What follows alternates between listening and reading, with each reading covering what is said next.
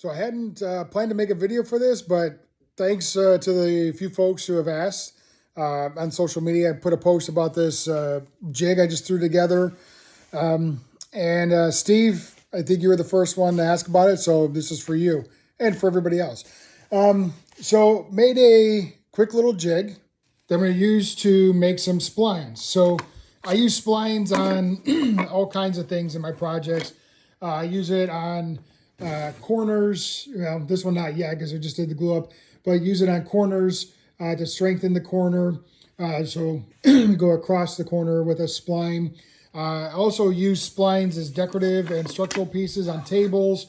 I've got other videos where you can see how I used curved splines to help support a table, table legs. Use them on shelves, all kinds of things, both decorative and structural. But the problem I always had was I couldn't get the splines to be a consistent thickness. Even with my fancy fence I made here for my job site saw, I always got a little bit of variation, too much really for my liking. Plus, sometimes you'll make some splines and then you'll go and work on the project and then you realize one cracks or breaks or you needed more because you changed your mind about things.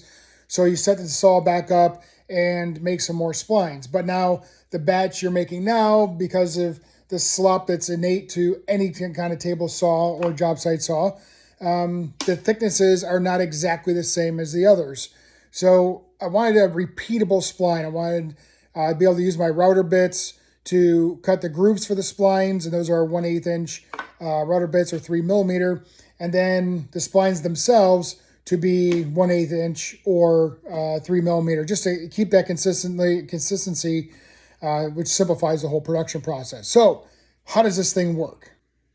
It's actually quite simple. So it's a piece of Baltic birch, a piece of scrap I had laying around, and a piece of birch butcher block, and just lined it up to the gap that I wanted. Well, first I cut a kerf into the board or into the plywood, and then set my width here for the spline, which is 1/8 of an inch or 3 millimeters. Now I made it just a fraction bigger. It's actually, instead of 0.125 inches, it's 0.130. And that's because, as you can see, sometimes you get blade marks in that on your spline. So I want to be able to sand it and not have to worry about being too much smaller than my 1/8 inch. So I put a little bit of fat on that bone. Next thing is I put a T-track on here so I could put this stop guide or this roller guide. And then there is a miter bar on here. I did have an extra miter bar, so I mounted to the miter slot. And then you'll see I've got these stop screws, one here in the front, one in the back. And that just keeps it from moving forward or backwards while the saw is in operation. It helps keep everything nice and snug and tied down. All right, so how does it work? I just grab the random piece of stock I got here of black walnut, set it here on the jig. Now I'm doing this one-handed, so it's not all going to work exactly right. Loosen the screw here on the guide, push it up against the stock, and then tighten it down. Now, it's not going to be snug as I like it to be, but it'll work. In this particular guide here, this wheel here only moves in one direction, so that helps prevent kickback on this, because you may get kickback. I mean, anytime you're using that forward-facing table saw blade, there's a risk of kickback. We use things like, these sticks and other things to try to hold it down and prevent that.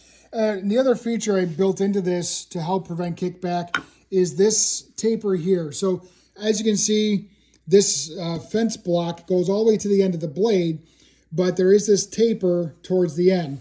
So if there's stress in the wood, it just gives the piece of the spline a little somewhere to go.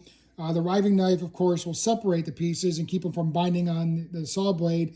But this little taper here gives it a little bit more room to move out. So it helps prevent that lockup that you would get on the back of the blade, which would cause the kickback, right? So that's pretty much it. I mean, it's a block of butcher block, a piece of Baltic birch ply, a little piece of T-track, a guide, and a miter bar. And This guide I use on all kinds of stuff, so it's not just for this jig. T-Track, I've got scraps everywhere. I mean, all this was just made out of scraps. No plans, no designs. That was about it. So let's see what this thing looks like in operation.